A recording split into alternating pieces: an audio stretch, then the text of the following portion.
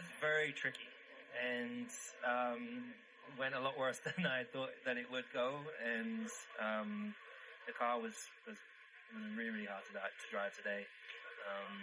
So I mean, for me, I'm just grateful that I kept it out of the wall, because that's really where we wanted to go most of the time. But a lot to take from it, and also just getting acclimatized to the new power unit in the wet conditions, all the settings that it requires a different way of driving, a different setup on the steering wheel, and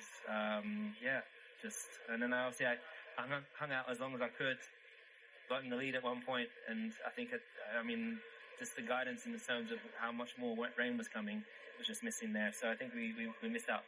We tried to, but I mean, the information I got was that it's just a short shower, real quick.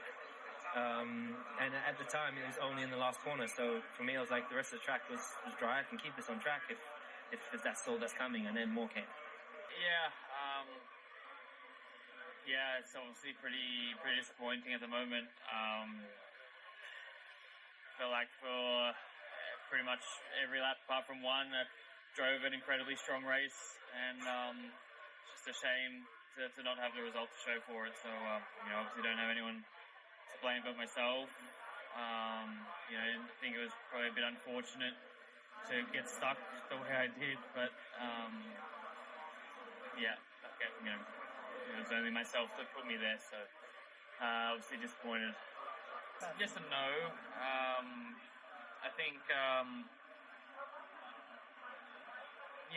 I think for me the big positive is the other 56 laps of the race. I felt like I had really strong pace in all conditions, and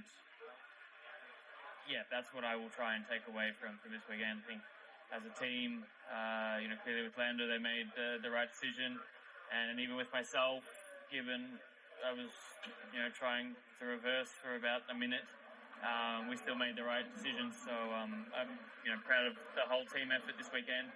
Just shame to not have a better result. Not necessarily. I think it would hurt if I had a bad car, but I think clearly there was much more on the table than P9 today, so it's just a shame to not have that result.